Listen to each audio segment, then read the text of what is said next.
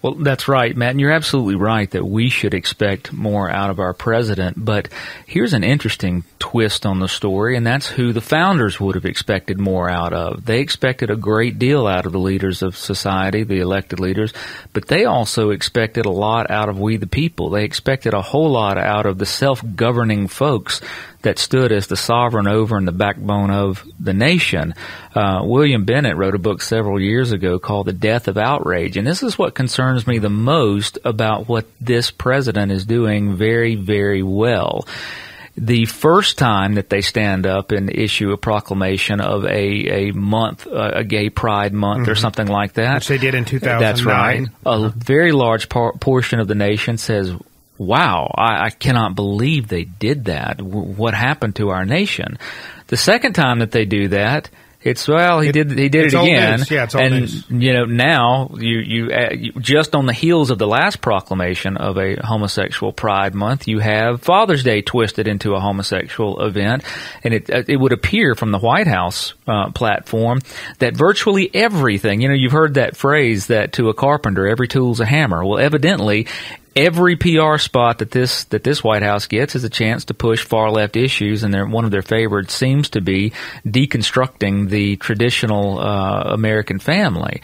And I'm afraid that this death of outrage that Bennett warned us about, if we don't stand ever vigilant and stay on our guards on this thing, not let that sense of righteous indignation wane, you could very well be overrun by an overactive administration like this. Well, that's exactly right, Sean. And we shouldn't be surprised that the president continues to do this and throw these little bones out to the radical homosexual activist lobby, particularly because despite the fact that, you know, if they say Bill Clinton was the first black president, he's obviously not really black, but because he pushed a lot of the ideals and policies that the NAACP and other groups were pushing.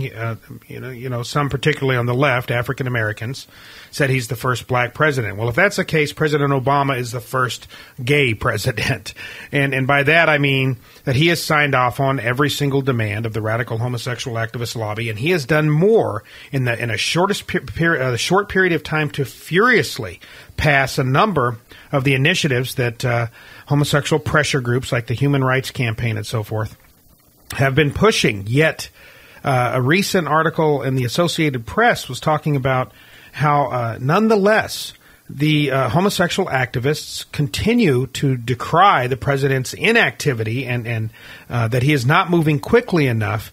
And it just shows you they have an insatiable appetite, among other insatiable appetites that aren't really appropriate to talk about on radio. They have one insatiable appetite in particular, and that is for mandated government affirmation of their lifestyle.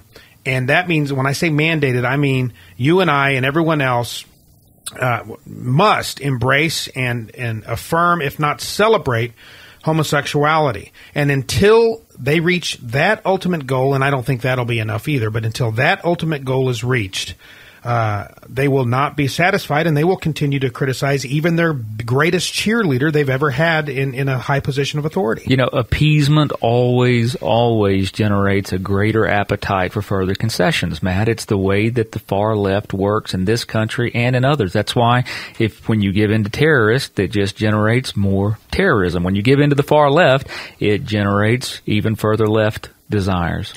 Tomorrow, we'll be talking about something a little more positive and discussing a recent trip that a number of our Liberty Counsel interns took to the United States Supreme Court. So join us then. To learn more about Liberty Counsel, go to lc.org or give us a call at 1-800-671-1776.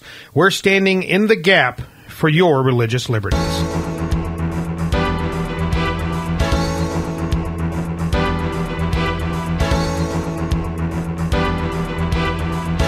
You have been listening to Matt Staver of Liberty Counsel. Our hope is to encourage and inspire you to stand up for your faith, family, and freedoms. We can accomplish a lot when we work together. Get informed and get involved today. Sign up for our free monthly newsletter, The Liberator. We will send it out to you free of charge. Stay informed with our Liberty Alert email update. Just click on the website at www.lc.org or call us at 1-800-671-1776. Tune in next time to learn more about your rights right here on Faith and Freedom.